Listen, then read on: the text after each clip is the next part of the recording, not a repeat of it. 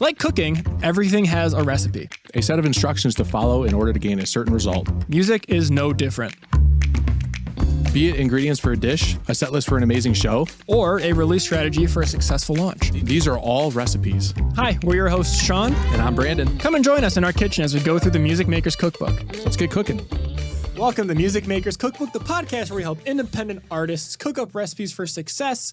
I am your sous chef, Sean, with my head chef, Brandon, yeah. not the head chef. We also I like to fluster him sometimes, It's true. and that's I was sous chef last episode, so yeah, we swapped. We swap roles, yeah. We swapped. He's got the big hat this time. Yeah. So Yeah. we've got a good episode for you guys today. So thank you for tuning in. If this is your first time listening, thank you for coming and checking us out. If you've been here for a while, once again, thank you for cooking with us. This is a recipe that we definitely think you should be trying out and implementing throughout your career in this music industry as a capital A artist, and that is incorporating deadlines. Yeah. Being specific, this is all about deadlines today. Setting them, making them, setting expectations for them, communicating them, the whole 9 yards. So Yeah. Yeah. I mean, you're going to come across deadlines throughout your journey either way, whether somebody sets them for you or you set them for yourself. So it's good practice to kind of have these set up for yourself. And it's a good way to kind of keep yourself accountable and in check and productive. yeah. Well, also, it can keep you creative. Deadlines isn't just about getting shit done by a certain point in time. It can also be used as a tool in your utility belt to make better music, make better posts, have better fan engagement. There's a practice. In fact, we posted it on our Instagram at the time of recording this like 3 weeks ago at this point. But issue a challenge of write a song within an hour. Just take a single hour, set a deadline, and make a song, verse, pre-chorus, chorus, verse, pre-chorus, chorus, bridge, chorus, whatever, however you want to do it, but you only have an hour. Now, what this can do creatively is cause you to lean back on the things that you know, and instead of trying to be creative, putting too much thought into it, really just letting the music evolve and come out of you, the things that you're familiar with, things that you're good at. It can be really fun to do. It's a nice creative challenge. And sometimes the best songs come out of this kind of creative task, this kind of deadline and whatnot. Yeah. So we're just not going to talk about too much about using it as a creative tool throughout this episode, but it's definitely something that you can do. Yeah. It helps eliminate choice paralysis a little bit because it forces you to be as, I think, flow state as possible, which sometimes is a negative too. Sometimes deadlines can hinder that. But if you use it to your advantage and you practice the aspect of the deadline and trying to adhere to it, even if it's set up by yourself, then you'll get better and better with this over time and know the go-tos and maybe you can even save yourself in the long run too, so you can be more creative later. So if you know how to do something quickly, that saves you time, so you can actually try new things later on during or before the deadline hits too. So yeah, for sure. If you get the whole thing structured and composed in 30 minutes, well, now you have extra time to try new things, and there's less pressure of like, I need to get it done by that period of time. Yeah, exactly. It's done ahead of time. And we actually talk about something similar in episode, I think it was episode 22, Cooking with Gas in the Studio, about being efficient in the studio. Because if you're efficient and you're on top of it and you get things done, that gives you extra time to be creative. So if you set the deadline and prioritize it, it allows you the flexibility. So if you're going to be recording music soon, check out episode 22. Talking about option paralysis that you brought up. So we are located in Michigan. yes, And Coney Islands are a very popular food restaurant around here. They have at least, 80 options on the menu? Yeah. At least? yeah, It's insane. It's really hard to know what to get sometimes when you go there. yeah. So you usually have like 5 staples you like, and then that's all you get. Yep. For the rest of your life at a Coney Island. That's typically the go-tos. Yeah. And you don't branch out from there. That is literally choice paralysis, like epitomized as a restaurant. It is. It really is. Yeah. Because there's a lot of stuff on this menu. And when you get the menu, you're a little intimidated. There's like 3 pages to it. And there's little markings in the margins where it's like, oh, get this for free or whatever. And it's very daunting. And I'm surprised people can even order at these damn places. But like you said, once you have your 5 go-to things and you rotate between those, you're good. Yeah. You're good. They're all over the place. You can get stir fry, you can get salmon, you can get country fried steak. You can get a club. You can get a club. You can get an omelet. Yep. Yeah. All Which over the sounds dope, right? Yeah. And it is. Like, don't get me wrong. And typically, If you ever come to Michigan and go to a Coney Island, typically get a Coney dog. it's pretty affordable. Yeah. But yeah, it's very daunting though when the first time you go in there and you get a menu, unless you really know what you want. So we're trying to be a Coney, but not a Coney. We're going to like limit Like Yeah. you can use deadlines to kind of limit the amount of options you can do. So instead of having a musical Coney Island, you can have like a musical, I don't know, I don't know. Fuck. What kind of restaurant has like very few options? Andiamo's. I don't know. It's like a pasta Italian place. A musical It's ice Italian cream place, stand. so like everything Italian. Yeah, we'll do that. You're not gonna have a taco there. No, I mean a musical taco truck. There you go. They're like five different things, all tacos. Perfect. You don't want a taco? Don't come to here. Yep. Yep. Seriously, yeah. So yeah. Yep. And you're probably gonna get a better taco than a taco out of Coney Island. What's the saying? Like if you market towards, or if you create something for everyone, you create it for no one. Yeah, that's it. So having the lines can help you kind of narrow in, niche down, and specify. Yeah. So if you that's how it's a appeal creative if tool. you appeal to everybody, you appeal to no one. That's it. That's see, I told you he's the main chef. He carries this. It's not carries true. it. It's not true. But it is true for if you appeal to everyone, you appeal to no one. Yeah. Yeah. Yeah. Spit out wisdom. But anyways, that's how you can use deadlines as a creative tool. I recommend doing that as a creative test, doing within the hour. And if you do it, share us a link. Let us know how it goes. We'd love to listen to it. Yeah. Give us a demo. And on top of that, not only do our deadlines necessary to get things done by a certain period of time, deadlines are necessary to get creative done and pull back and solidify the skills that you have and be more aware of what's in your tool belt, what you can grab and what you can use in the future really quickly. They have all these great benefits to it, but they're almost useless unless you communicate them, especially if you're in a group or band, communicating that, hey, this is a deadline. We need this, but done by this. Like I've been working, like I do a lot of remote work where musicians will contract remote musicians to add a guitar, add a piano, or add a drum kit on their track. And they'll have their vocal done, their guitar done, the bass done, everything done, and they're waiting on the drummer to get it done. And their goal is to release at the end of the month. It's the start of the month. But the drummer doesn't know that. They didn't communicate it. So I get the files like 3 days before the month ends. And then it's like, well, crap. Yeah.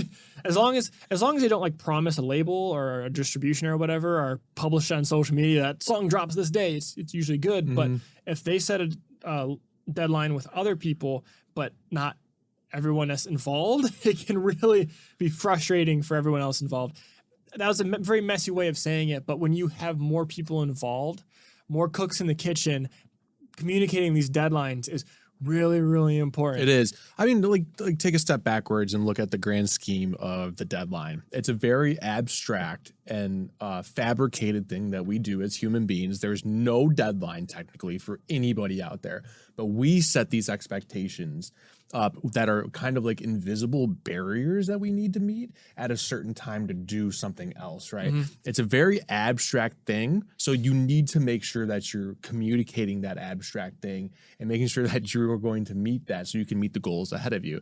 It's just kind of like a weird thing to think about. We set up these barriers as humans, right? When these barriers don't actually exist in nature, unless the world is going to end. That's like a pretty big deadline, to be honest. Or the winter comes, right? Yeah, like you have to eat enough food to prepare for the winter. Exactly. You have Like to, those are yeah. hard deadlines. You don't know if the winter is going to come early or if it might not even show up at all. Then that might ruin the crop cycle for the next time, right? So that's a little bit in the weeds and a little bit more abstract of a Everyone topic. gets like, Yeah, but it's a little bit of an abstract conversation. Yeah. Yeah. We've definitely as humans maybe not over, but we've definitely taken the concept and just ran with it. Yeah, absolutely. We need this done by this period of time. And part of it is just because we like to be efficient. Yes. We like to get it's We also like to not be efficient. yeah. Yeah. Both. But I mean, as more research comes out, like dopamine is the happy chemical. Like, oh, I got dopamine, I got a rush of dopamine. A lot of times dopamine is not a lot of times, like scientifically, dopamine is highest in the pursuit of something versus achieving it.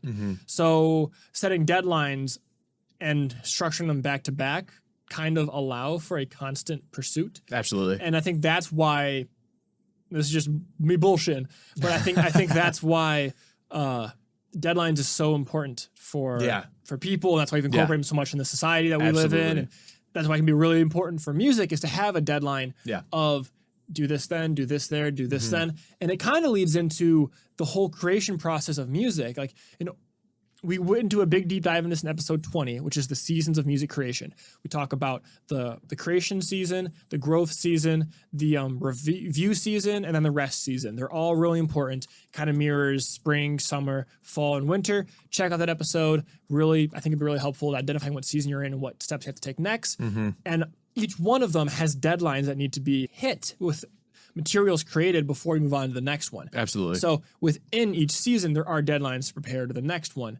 And, that's really all I got to say about that. Absolutely. That's the importance. Because if deadlines are used to help kind of keep us in a flow of creation, to keep us in a flow of feeling satisfied and have that dopamine going, putting it within these seasons and structuring it throughout a whole year really kind of helps the motivation, helps the momentum keep going. And I want to mention the it's not a fallacy, it's a rule or a law that somebody stated, and maybe you know who said this exactly, but it's like, if we set up a deadline for Saturday, it will take us that time to get there. Like we will use that entire time to finish that task. I think we naturally gravitate towards that. I don't remember who made that law. Like if we had to get something done in an hour, we'd get it done within that hour. But if we were given 3 hours, we'd get it done in 3 hours. I think that's just kind of how we operate as humans. And that's why it's important to have these and to make them accurately and efficiently, and to make us efficiently. So to your point, that's what makes us more efficient.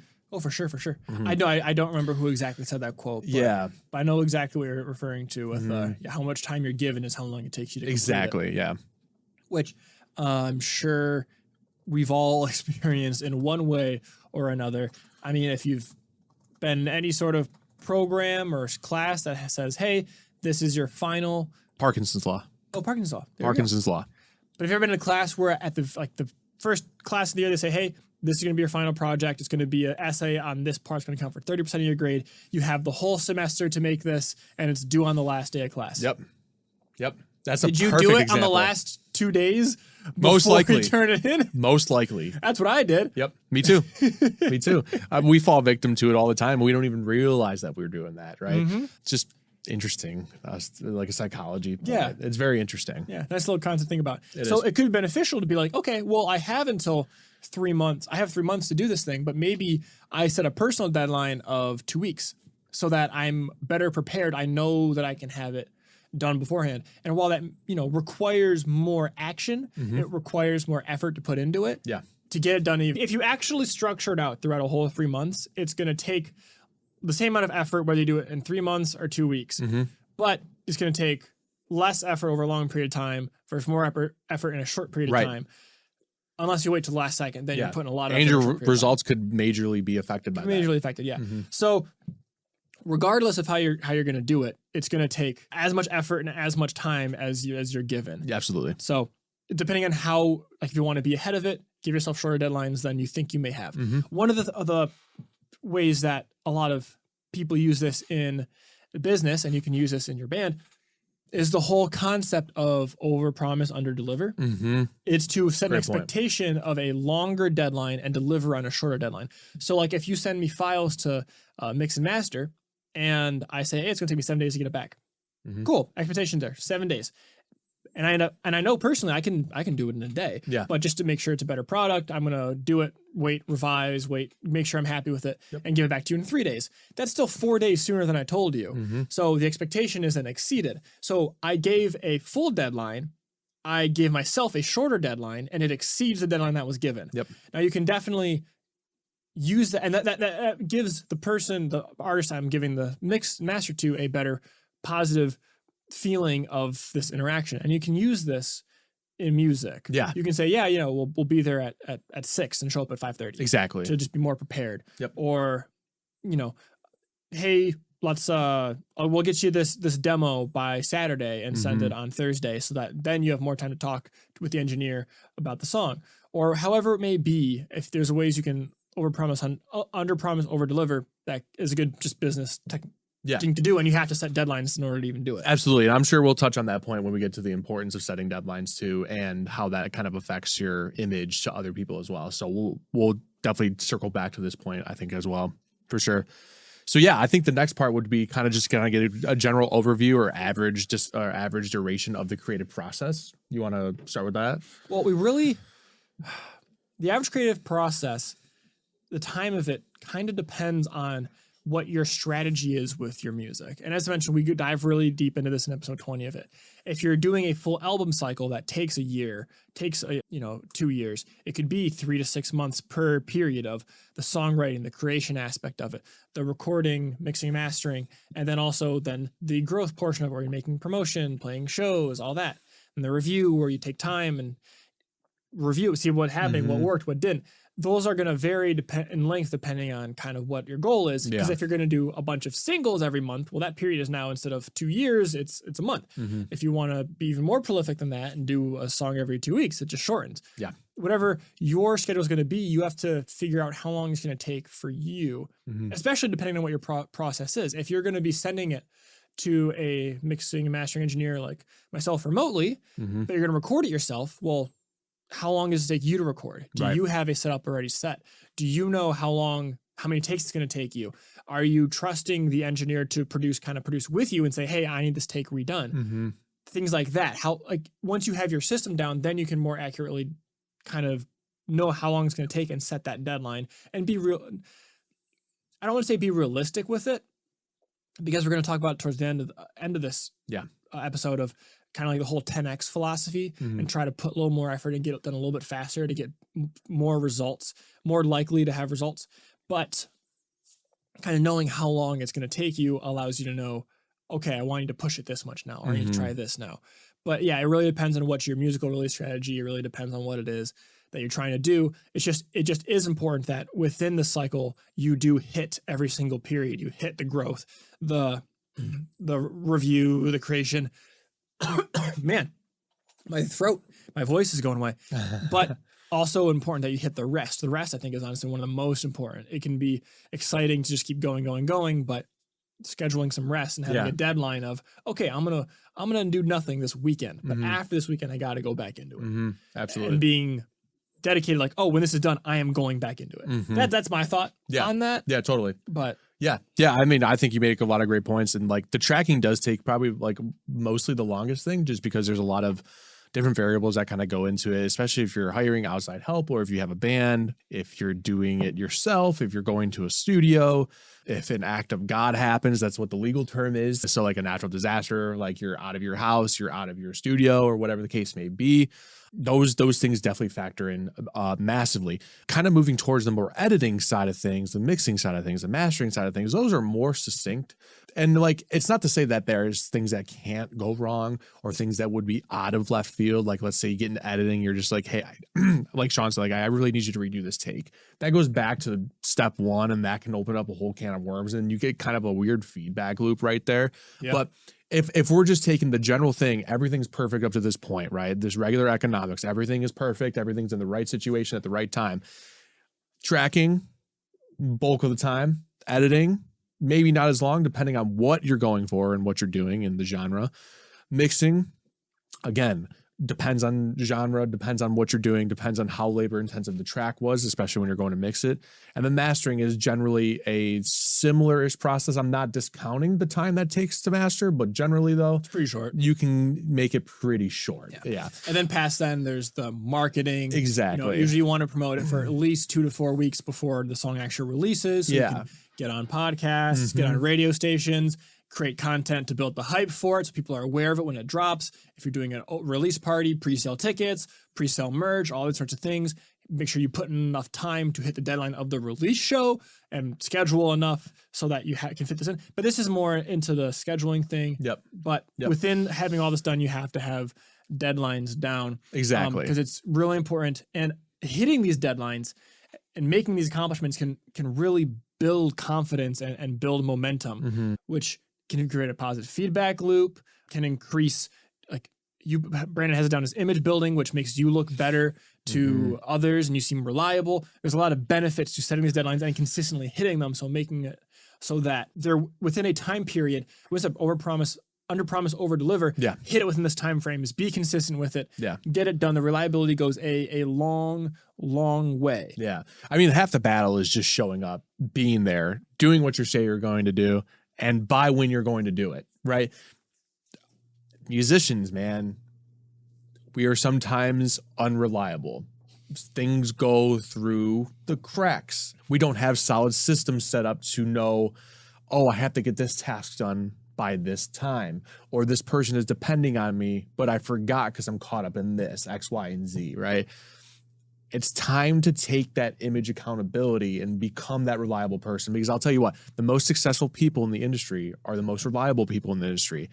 Like half the battle is just doing the damn thing. The other half is being good at what you do, communicating well, and honestly, just anything in between. Like just being reliable is really 50%. Everything else and professional. Yeah. And that's not to say that you can't miss deadlines as long as you're communicating the deadlines. And we're going to get into that. We're going to get into that. So I don't want to make it sound like, oh, I'm God's gift to music. No, not at all. Because like I still make mistakes like this, and I will always make mistakes like this. But it's just a matter of getting a system down that you can kind of correct that course of action and make sure that you are that reliable person that somebody can go to. Yeah.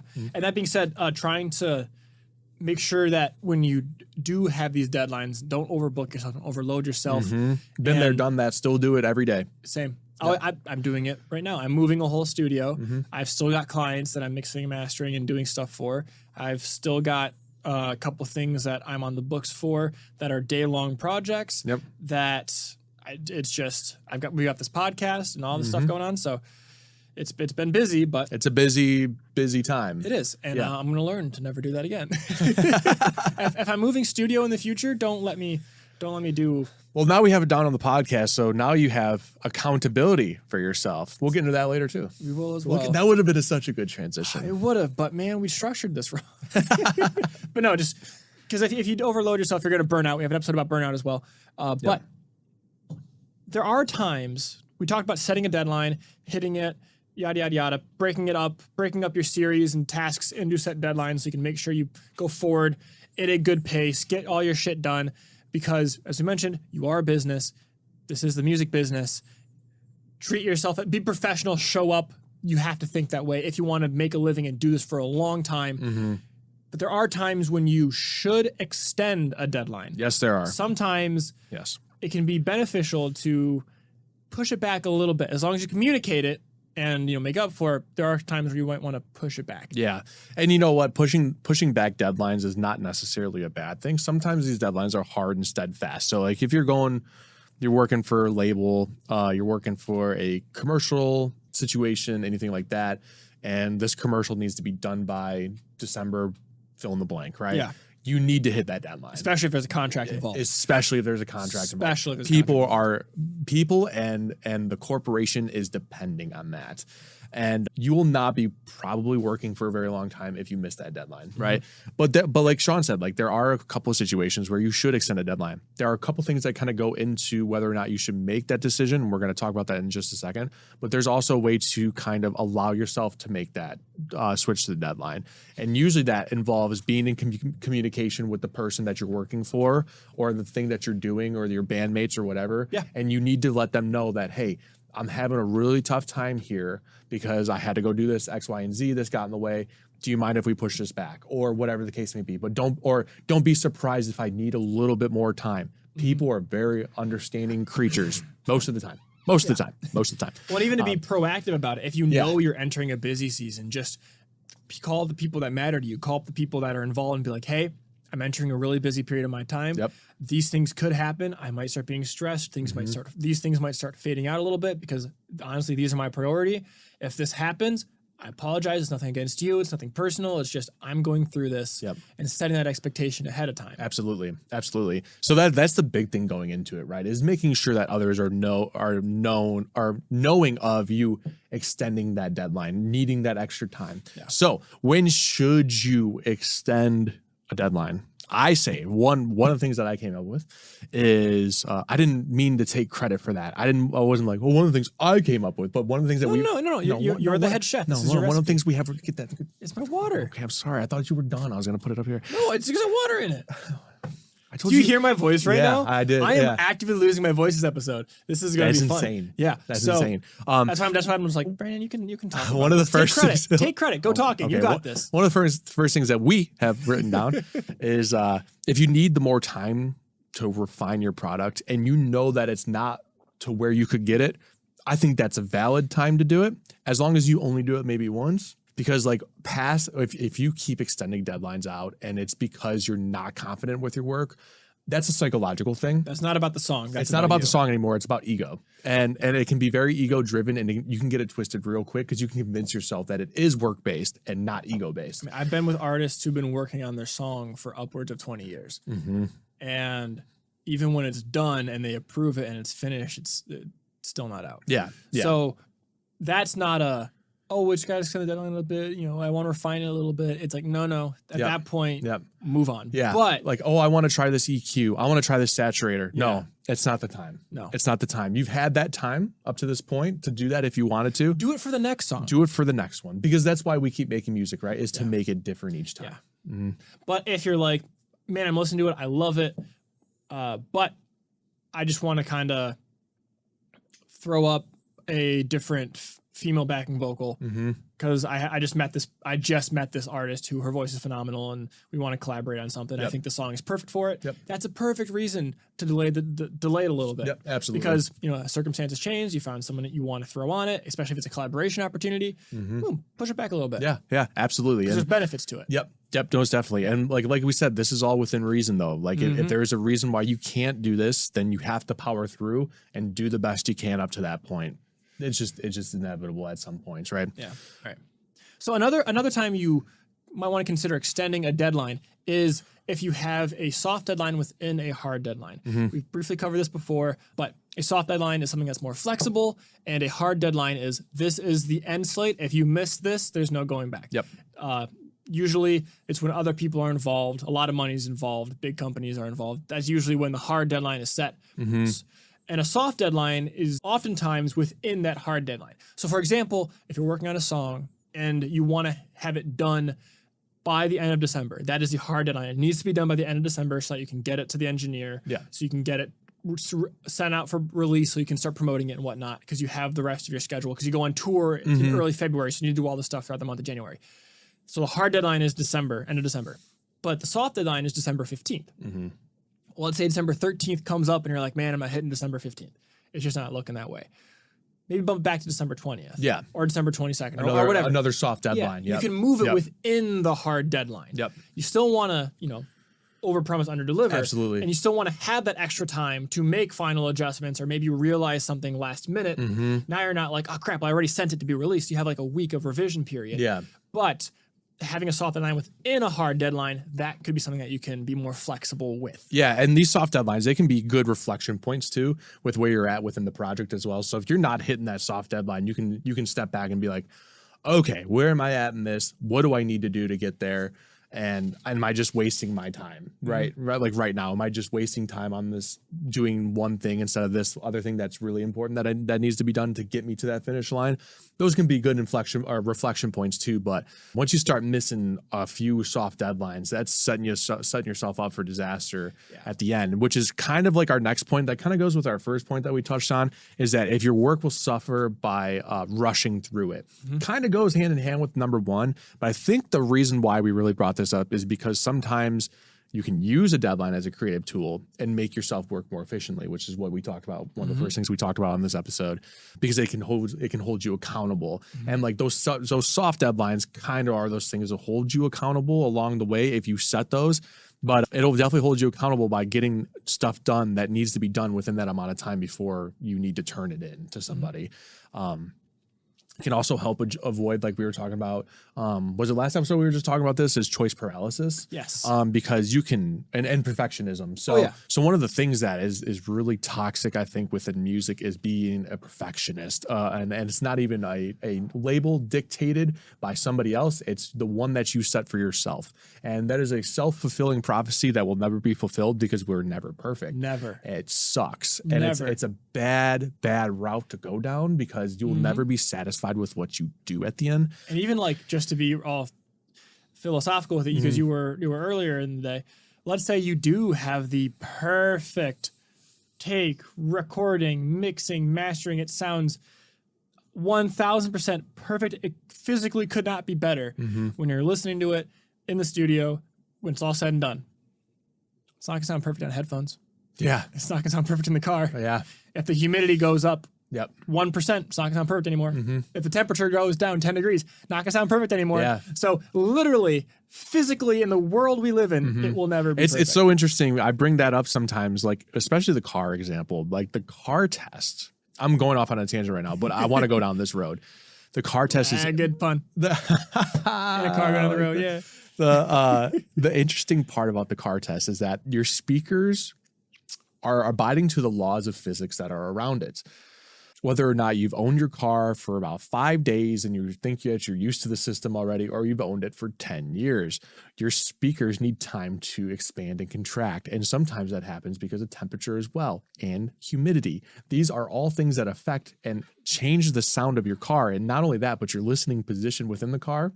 So sometimes those car tests are very unreliable, depending on when you're listening to the song.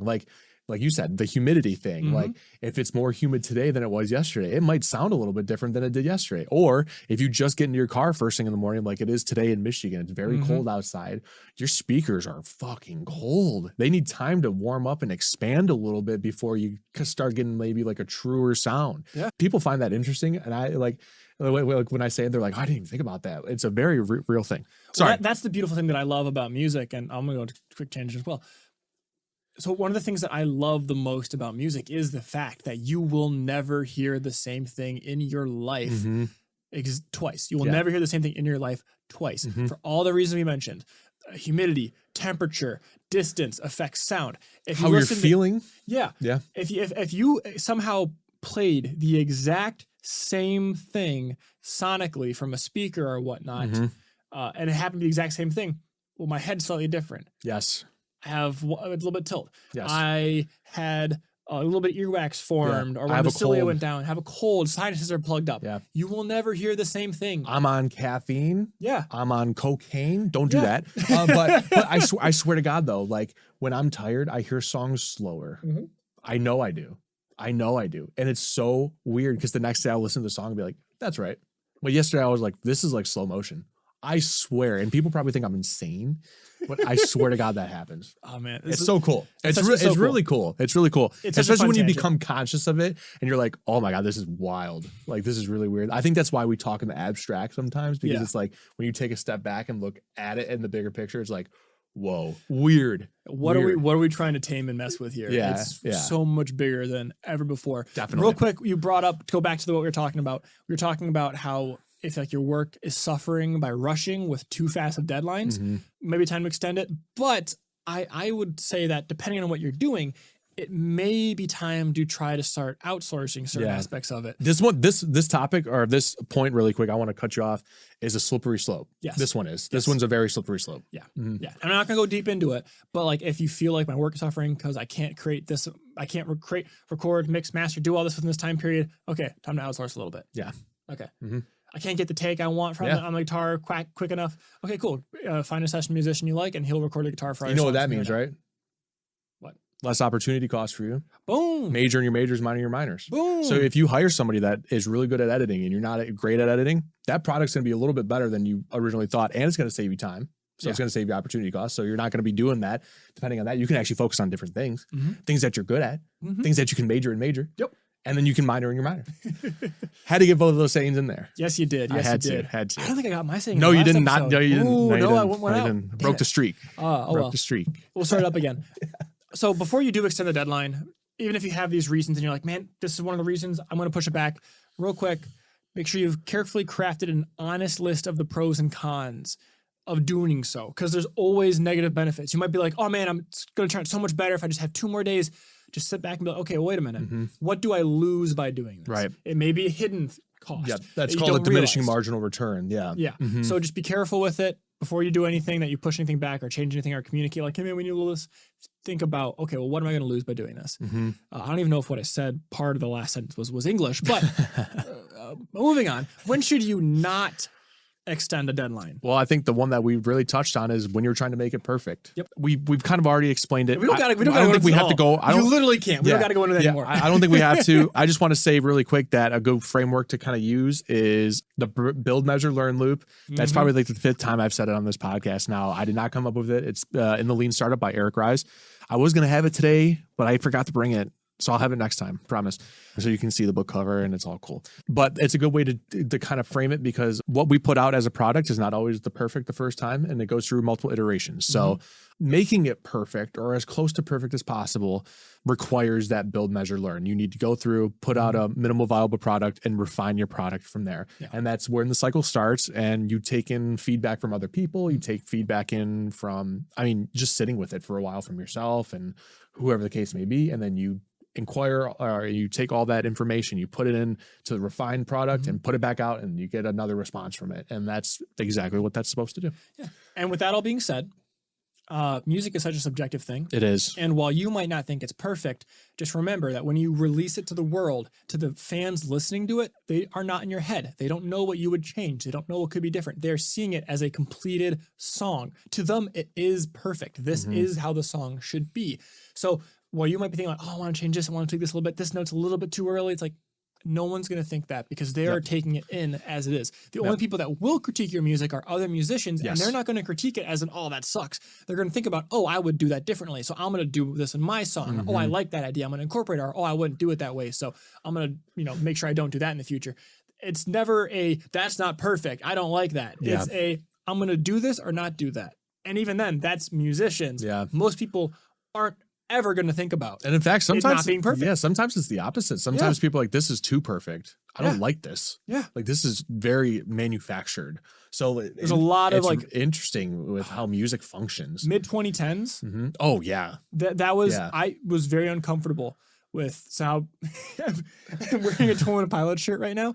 I'm trying to wear a band shirt in every single episode. So if you have a band that has a shirt that you would like me or Brandon to wear, message us and I will look at it. Yes. Maybe buy it. But they have a line in Blurryface of, don't trust a perfect person and don't trust a song that's flawless. Yeah. Mistakes need to be in music. It's there true. has to be a human quality of it. That's what makes people comfortable and love it. And that's a whole rant that I can go. That's literally a philosophy of my music studio. I mean, I was a big fan of metalcore and stuff like that in 2008, 2009, 2010. If you know that as a listener, you know exactly what I'm talking about. The very perfect drums, the very perfect guitar takes, the very perfect guitar tones, very, very manufactured sounding stuff. It was the wave back in the day. Like it was great. It was phenomenal. Looking back, I'm like, whoa, this is very tight, like very not realistically tight, and it still has a sound to it. Yep. That's a sound. Yep. That's an imprint. Yep. That's a time in an era. Right. But now looking back, it's like, whoa, that was crazy. That was crazy. And maybe it's just me, because I do like very polished production stuff. So I was very interested in that back in the day. But now, like, looking back, I'm like, whoa, that's crazy. I think we went a little bit too overboard, maybe. But that's what makes that a classic era sometimes too. It's so subjective. You're experimenting. It's all subjective. You're trying see how like that totally unravels into, oh, maybe. Terrible. Music sucks. Just get out while you can, man. Just give me a fucking answer, music. Damn. This is the Deadline episode, but it's more so like the music philosophy episode. Yeah, well, we've gotten this. Yeah, this is the abstract episode. But to try to stay on topic. Yes. Another time you shouldn't extend the deadline is if you are constantly missing deadlines. If it's become a habit. Yeah. To it's no longer a deadline. It's no longer a deadline. Yeah. The saying is, we are what we repeatedly do. Therefore, excellence is not an act; it's a habit. I think that was. It's quoted for Aristotle, but it's technically not Aristotle. I forget who technically is, but anyways, if you are constantly missing deadlines, that will become something that you just do. Yeah. Then once you recognize that, stop. You need to change that. Yep. No matter what, hit that next deadline. Try to set that as your next habit. Success begets more success. It builds a habit. You got the momentum going. Yep. So recognize, man, I'm going in the wrong direction. Yep. I need to change the kind of deadlines I give people, or I just need to put more effort in and knock this out. Yeah, I mean that set up accountability. Yeah, exactly. That goes to the point, right? Is like, you are what you do and you become what you do. Is that what you said? Something like that. That's starting to become a negative feedback loop if you're constantly missing deadlines, right? You are becoming that. Like, that's a negative feedback loop. Brian has a squeaky chair. I do have a squeaky chair. I need a WD-40 it. You probably can't hear this, but It's a negative feedback loop, right? And that just unravels and unravels. And I think Jim Collins came up with the flywheel concept, and the flywheel concept is basically just a positive feedback loop, I think, versus a negative feedback loop. I haven't been able to read the book yet, but I remember learning about it in music business class. I'm pretty sure that's how it was used. If it's not, then I apologize. But positive feedback loop is what Sean said. If you're constantly hitting deadlines, you're going in the right direction. You're gaining that momentum, and it's harder to turn that positive feedback loop backwards unless you start really dropping the ball. Then all of a sudden it unravels itself. That's where that comes from. And if you're constantly missing deadlines, I mean, you're in a bad negative feedback loop. And guess what? It's hard to turn back the momentum the other way this time, right? Actually, I would argue it's easier to turn back the momentum when you're going positively. Not much has to fail or fall while you're doing that to make it turn around, right? But getting it to go in the right direction is way harder. It just is what it is. This also leads to something like self-sabotage. Like you start kind of getting down on yourself and you'll constantly miss deadlines, maybe even purposefully, and just be like, I'm failing, right? I want to go into the whole, like the mindset of, because because that really also goes into somewhat of an imposter syndrome. Exactly. Of like, if I don't feel like, exactly. Like you're going to self-sabotage and like, oh, I don't feel like I deserve success, so I'm going to miss these deadlines. Exactly. Like you're purposefully trying to subconsciously limit what you can do. That's a whole nother episode. That's a big topic. So let's keep that. I see where you're going with it, but let's keep the ball rolling. We're going to have a whole psychological series, obviously, since we're so interested in it. Let's get the ball rolling. And now that we've got, the importance of a deadline, how to when to communicate a deadline, when to push it back, when not to push it back, when to use it as a creative asset. Now let's talk about making sure that you get it done. And that's just through accountability. There's self-accountability, external accountability, and how you want to approach it. What works for you is completely different for everybody. Absolutely. Like quick story, me personally, end of spring last year, I started going to the gym, and I knew that in order to make sure I got my ass out of bed and used it, I got a personal trainer to keep me accountable so I would go consistently and get myself into the habit of going to the gym. Because it's a lot easier to go to the gym consecutively than stopping and starting it up again. Because once you get into the habit of not doing it, it's harder to jump back in. Negative feedback loop. But having the accountability of the trainer being like, hey man, see you tomorrow. He would text me the night before every single day. And I'm like, oh, yep, you're right. Set the alarm, make sure I'm up, make sure I get enough rest and do all that stuff. So that's just a quick example. It's not related to music, but you can apply it to music. You can apply it to music though, right? And whether or not you have the funds to be able to do that and have somebody that's accountable there for you, like if you like a personal trainer or whatever the equivalent would business be. Coach, a business mentor, coach, whatever. Yeah, it's fantastic. A peer in the industry, like someone that you look up Manager. to. Yeah. This has to be someone that you are looking for expertise or you look up to. Like usually people that you don't do that with, you'll be less accountable with. So there is like a slight caveat with that. But if you're just a person that doesn't like enjoy disappointing people, you'll generally try to meet that deadline. Because I know I don't enjoy disappointing people. I don't feel good when I let people down. You feel good? I don't. Oh, okay, good. I was gonna say we're gonna have to have a talk. It's like maybe we don't want to have a podcast. Yeah, maybe we'll delete this episode. I dip someday and like Sean's wilding over here. But there are other ways to kind of do this though. Yeah. And some of these are artificial, like the ones that I'm about to name. Is like apps and softwares that will help you hold you accountable. It can be as soft as setting a calendar notification, or it could be as hard as getting a special app that does this specific thing that annoys the piss out of you until you accomplish that. And even that, you have to have accountability with yourself to be able to accurately and correctly mark those things off the checklist. You can't just open it up, tell the app, yes, I did it when you didn't, right? So there has to be a form of self-accountability there as well. The next one is self-accountability. You have to be able to practice that and really hold true to yourself and be truthful with yourself. And that one can be tough because that one can be a slippery slope. Yeah. Just for the reasons we just named in the prior segment, right? Humans don't like to feel like they're doing wrong, to feel like we're in the, we're hurting people or we're evil or we're negative. Like we never want to be the one that's bad. I mean, as a grand example, that's why I'm gonna go with a really shitty example. That's why the subreddit "Am I the Asshole" exists. Because people try to justify. True. That is true. I don't want to be the asshole. I'm a justify. I'm not the asshole. They're the asshole. But no, objectively, sometimes you're just in the wrong. That's okay. But the same thing happens with self-accountability. Your brain is going to be like, oh, it's okay. It's okay you missed it. It's okay to push it back. You know, you have all these reasons why. You don't want to feel like you're messing up and you're failing. Yeah. But you may be. So you will make it okay for yourself. Yeah. So having external things to be like, no. Having a Reddit forum to be like, no.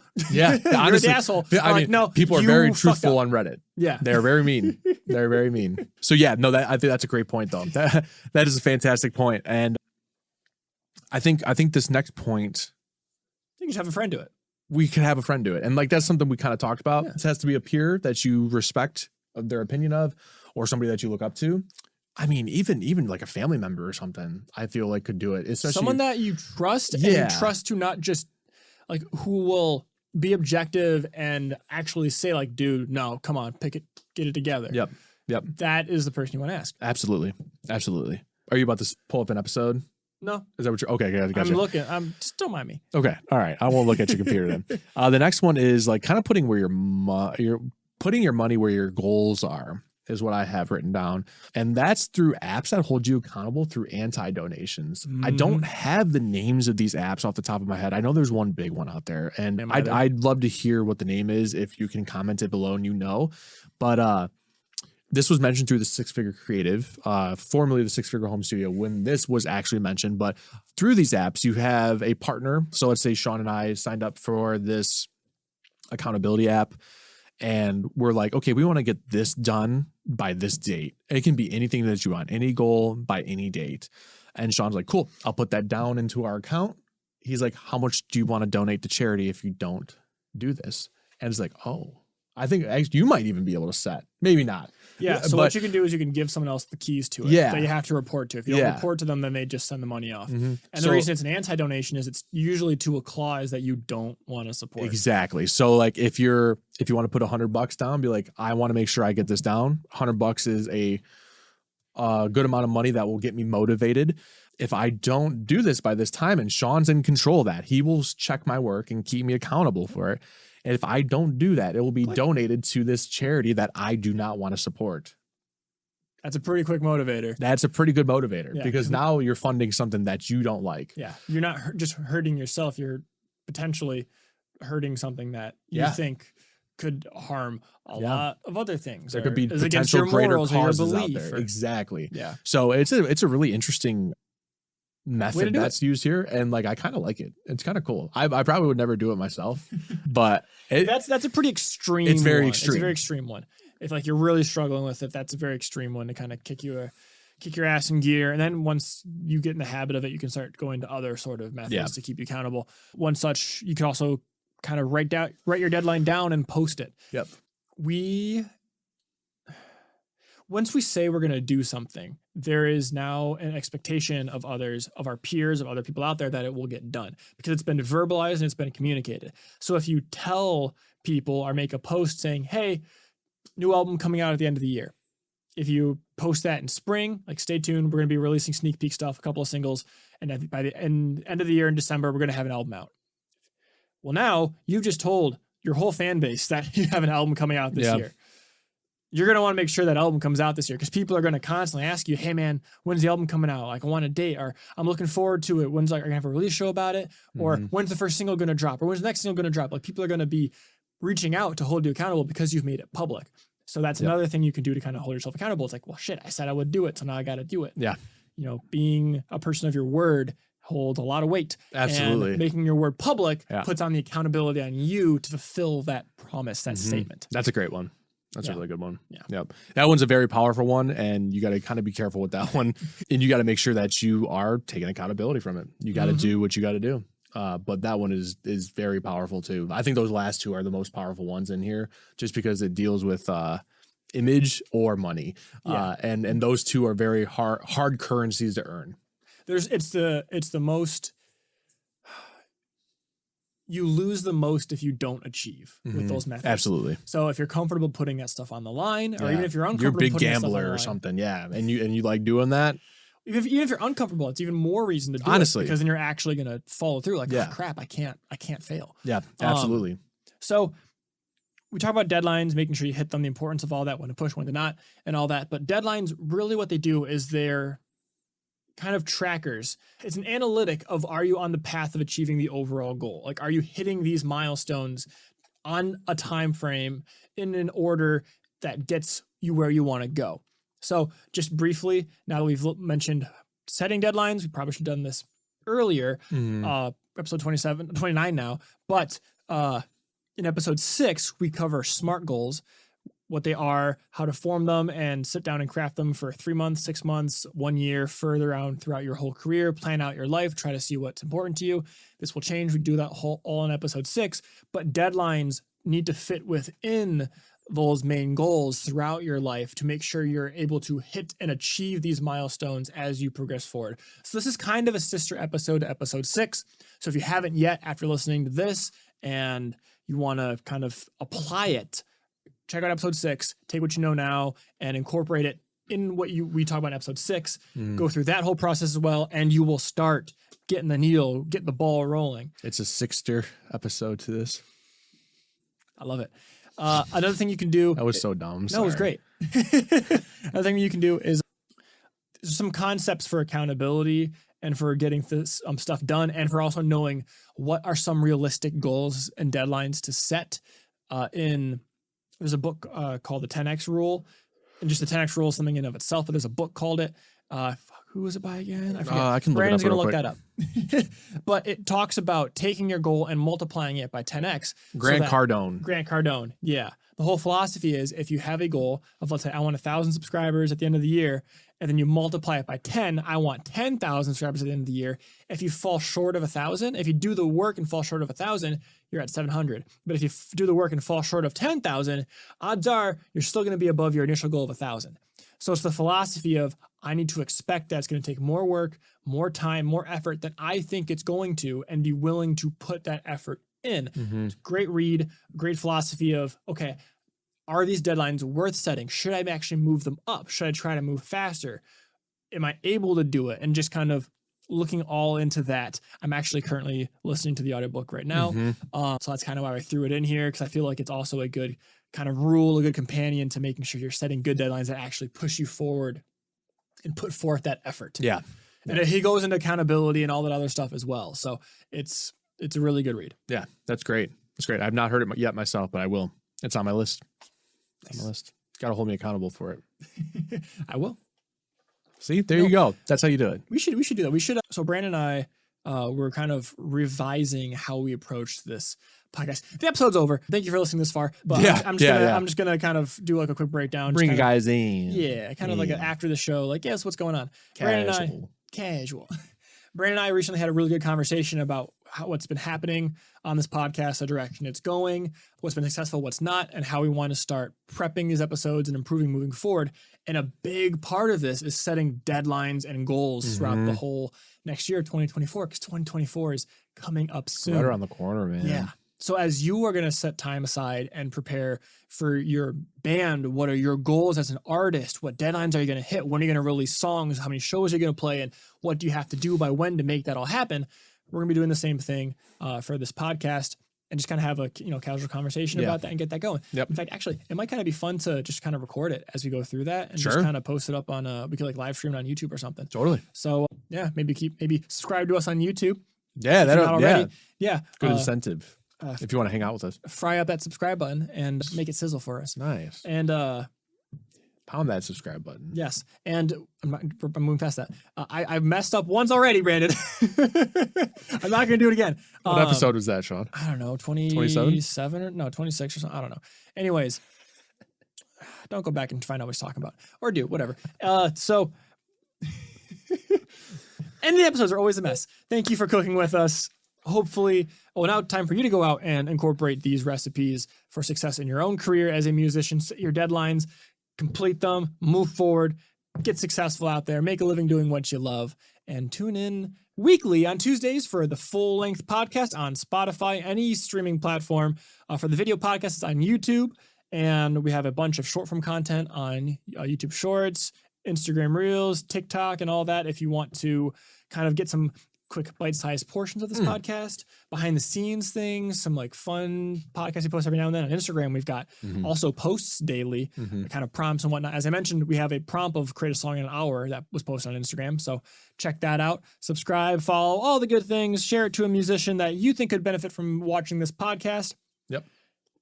And yeah, bon appetit. Bon appetit. You sound so enthusiastic, Brandon. Try again. Come on. Ooh, there's pressure on me now. No, there's not. Got to hold me accountable. You have 3 seconds to do it. That's a deadline. Bon appetit. Boom, he hit it.